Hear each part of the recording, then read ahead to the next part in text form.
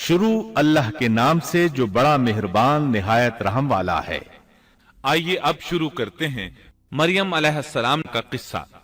اللہ تعالیٰ سورہ آل عمران آیت 33 اور 34 میں فرماتے ہیں، بے شک اللہ تعالیٰ نے تمام جہان کے لوگوں میں سے آدم کو اور نوح کو اور ابراہیم کے خاندان اور عمران کے خاندان کو چن لیا کہ یہ سب آپس میں ایک دوسرے کی نسل سے ہیں، اور اللہ تعالیٰ سنتا جانتا ہے۔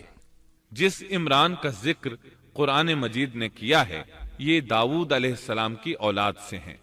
زکریا علیہ السلام کی بیوی، یحییٰ علیہ السلام کی والدہ عیشا اور مریم علیہ السلام کی والدہ حنا دونوں حقیقی بہنیں تھیں، اور زکریا علیہ السلام رشتے میں مریم علیہ السلام کے خالو تھے۔ اس طرح یحییٰ علیہ السلام اور مریم علیہ السلام آپس میں خالہ زاد ہیں۔ اللہ تعالیٰ نے اس دور کے کئی واقعات کی طرف اشارہ کیا ہے۔ سب سے پہلا تذکرہ مریم علیہ السلام کی پیدائش کا ہوا ہے۔ یہ واقعہ دمشق میں ہوا۔ زکریا بن دان سلیمان علیہ السلام کی اولاد میں سے تھے۔ دمشق میں زندگی گزار رہے تھے۔ عمر 100 سال سے زیادہ ہو چکی تھی۔ اس قصے کی ابتدا قرآن مجید نے عمران کی بیوی سے کی ہے۔ وہ مریم علیہ السلام کی ماں اور عیسیٰ ابن مریم کی نانی ہیں۔ عمران کی بیوی کے ہاں عرصہ دراز سے کوئی اولاد پیدا نہ ہوئی تھی۔ ایک دن انہوں نے ایک چڑیا کو دیکھا، وہ اپنے بچوں کو خوراک کھلا رہی تھی۔ یہ دیکھ کر انہیں شدت سے اولاد کی خواہش محسوس ہوئی۔ انہوں نے اللہ سے دعا کی، اللہ نے ان کی دعا کو قبول فرمایا۔ چنانچہ جب بچے کی ولادت کا وقت قریب آیا تو انہوں نے ایک نذر مانی۔ سورہ آل عمران آیت 35 میں اللہ تعالیٰ فرماتے ہیں، جب عمران کی بیوی نے کہا، اے میرے رب، میرے پیٹ میں جو کچھ ہے اسے میں نے تیرے نام آزاد کرنے کی نذر مانی ہے، تو میری طرف سے قبول فرما، یقیناً تو خوب سننے والا اور پوری طرح جاننے والا ہے۔ انہوں نے اللہ تعالیٰ سے اولاد کی دعا کی۔ اللہ تعالیٰ کے حکم سے جب انہیں بچہ پیدا ہونے کی امید ہوئی تو انہوں نے نذر مان لی کہ جس بچے کو جنم دوں گی اسے اللہ کے لیے آزاد چھوڑ دوں گی تاکہ وہ بیت المقدس کی خدمت کرے۔ زکریا علیہ السلام اور آل عمران بیت المقدس کی طرف نقل مکانی کر چکے تھے۔ بیت المقدس یہودیوں کی عبادت گاہ تھی۔ یہ ان کا طریقہ تھا کہ اپنی اولاد کے بارے میں بیت المقدس کا خادم بنانے کی نذر مانا کرتے تھے۔ بچہ پیدا ہوتا تو علماء کے سپرد کر دیتے، وہ اسے تورات پڑھاتے تاکہ وہ عبادت کرنے والا بن جائے، بیت المقدس کی خدمت کرے۔ لیکن ان کے ہاں بچی پیدا ہوئی۔ بچیوں کو تو خدمت کے لیے وقف نہیں کیا جاتا تھا۔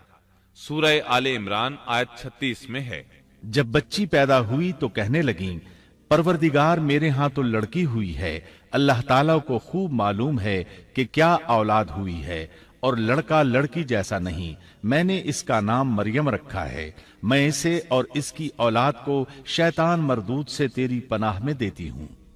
عمران کی بیوی حیرت میں پڑ گئیں کہ انہوں نے تو نذر مان رکھی ہے اور اب لڑکی کو تو بیت المقدس کی خدمت کے لیے وقف نہیں کیا جا سکتا۔ ان کے خاوند عمران بیت المقدس کے عابدوں میں سے تھے۔ بیوی نے ان سے مشورہ کیا، طے ہوا کہ بچی کو ہی خدمت کے لیے وقف کر دیا جائے۔ عمران کی بیوی بچی کو بیت المقدس میں لے آئیں۔ جس بچے کو وقف کرنا ہوتا تھا اس کی کفالت کوئی عالم کرتا تھا۔ عابدوں میں اس وقت یہ جھگڑا پیدا ہوا کہ اس بچی کی کفالت کون کرے گا۔ اس کے لیے آخر یہ طریقہ طے کیا گیا کہ وہ سب اپنا اپنا قلم پانی میں پھینکیں گے، جس کے قلم پر کچھ ظاہر ہو وہ اس کا کفیل بن جائے گا۔ چنانچہ سب نے اپنے قلم پھینک دیے، وہ پانی کے بہاؤ کے ساتھ بہنے لگے، جبکہ زکریا علیہ السلام کا قلم پانی کے بہاؤ کی مخالف سمت بہنے لگا۔ اللہ تعالیٰ سورہ آل عمران آیت 44 میں فرماتے ہیں، تو ان کے پاس نہ تھا جبکہ وہ اپنے قلم ڈال رہے تھے کہ مریم کو ان میں سے کون پالے گا، اور نہ تو ان کے جھگڑے کے وقت ان کے پاس تھا۔ اس طرح زکریا علیہ السلام کفیل قرار پائے۔ مریم علیہ السلام نے بہت اچھی پرورش پائی، وہ بہت تیزی سے پروان چڑھی۔ آپ کا جسم مضبوط اور خوبصورت تھا، بہت نیک اور عبادت گزار تھی، عورتوں میں سب سے زیادہ سچ بولنے والی تھی۔ اللہ تعالیٰ نے انہیں اپنی کرامات سے نواز رکھا تھا۔ اللہ تعالیٰ سورہ آل عمران آیت 37 میں فرماتے ہیں، جب کبھی زکریا ان کے کمرے میں جاتے ان کے پاس روزی رکھی پاتے، وہ پوچھتے اے مریم تیرے پاس یہ روزی کہاں سے آئی؟ وہ جواب دیتی کہ یہ اللہ کے پاس سے ہے، بے شک اللہ تعالیٰ جسے چاہے بے حساب رزق دیتا ہے۔ زکریا علیہ السلام کو جب کہیں جانا ہوتا وہ مریم علیہ السلام کے کمرے کا دروازہ بند کر کے جاتے تھے۔ جب واپس آتے تو اس کے پاس رزق رکھا پاتے اور وہاں غیر موسمی پھل ہوتے۔ بہت تعجب کرتے۔ مریم علیہ السلام انہیں بتاتی یہ پھل اللہ تعالیٰ نے آسمان سے نازل کیے ہیں۔ اللہ تعالیٰ سورۃ المائدہ آیت 75 میں فرماتے ہیں، اور عیسیٰ کی والدہ ایک راست باز عورت تھی، اسی لیے ان کے ہاتھ پر بہت سی کرامات ظاہر ہو رہی تھی۔ ان کی فضیلت سورہ آل عمران آیت 42 میں ان الفاظ میں آئی ہے، اور جب فرشتوں نے کہا اے مریم اللہ تعالیٰ نے تجھے برگزیدہ کر لیا اور تجھے پاک کر دیا اور سارے جہان کی عورتوں میں سے تیرا انتخاب کر لیا۔ سورۃ المائدہ آیت 75 میں ہے۔ مسیح ابن مریم پیغمبر ہونے کے سوا اور کچھ بھی نہیں، اس سے پہلے بھی بہت سے پیغمبر ہو چکے ہیں۔ اس کی والدہ ایک راست باز عورت تھی۔ بخاری، مسلم، ترمذی اور نسائی کی حدیث ہے، نبی کریم صلی اللہ علیہ وسلم نے فرمایا، اپنے زمانے میں مریم علیہ السلام سب سے افضل عورت تھیں اور اس امت میں خدیجہ رضی اللہ عنہا سب سے افضل عورت ہیں۔ بہت سی احادیث میں 4 عورتوں کی فضیلت آئی ہے۔ نبی صلی اللہ علیہ وسلم نے فرمایا سارے جہان کی عورتوں میں سے 4 عورتیں افضل ہیں، مریم بنت عمران، فرعون کی بیوی آسیہ، خدیجہ بنت خویلد اور فاطمہ بنت محمد رضی اللہ عنہن۔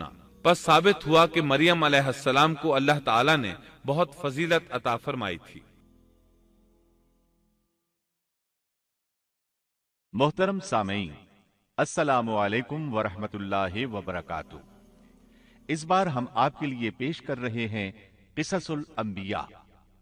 اللہ تعالیٰ نے انسانیت کا آغاز فرماتے ہی انبیاء کا سلسلہ شروع فرمایا۔ انبیاء اور رسول پے در پے آتے رہے۔ کہا جاتا ہے کہ رسولوں کی تعداد 300 سے زائد ہے اور انبیاء کی تعداد 1,24,000 سے زائد ہے۔ گویا اللہ تعالیٰ نے بنی نوع انسان کو سیدھا راستہ دکھانے کے لیے اتنی بڑی تعداد میں انبیاء اور رسول مبعوث فرمائے۔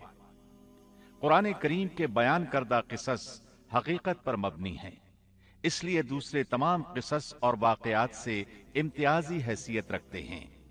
ان کا تعلق خیالات اور ذہنوں سے گھڑی ہوئی باتوں سے نہیں، بلکہ وہ زمین پر واقع ہو چکے۔ انسانوں نے اپنی زندگی کے مختلف ادوار میں ان کا مشاہدہ کیا، اور پھر یہ واقعات اس لحاظ سے بھی منفرد ہیں کہ عبرت کا باعث ہیں۔ قرآن کریم کے یہ قصص لطف اندوز ہونے کے لیے ہرگز نہیں سنائے گئے، بلکہ ان سے تو بنی نوع انسان کو سیدھا راستہ دکھانا مقصود ہے۔ یہ مقصد تھا کہ انسانیت عبرت پکڑے، روز جزا کے بارے میں آنکھیں کھول لے، ان واقعات کو سن کر اور پڑھ کر اپنا راستہ منتخب کر لے۔ گزشتہ انبیاء کی امتیں جو بھیانک جرائم کرتی رہی ہیں، ان سے اپنا دامن بچا لے۔ اسی لیے انبیاء کے حالات سے واقفیت از حد ضروری ہے۔ جب تک ہم انبیاء کے واقعات سے روشناس نہیں ہو جاتے، اس وقت تک قرآن مجید تک مکمل رسائی حاصل نہیں کر سکتے۔ Thanks for watching. Don't forget to like, comment, share and subscribe to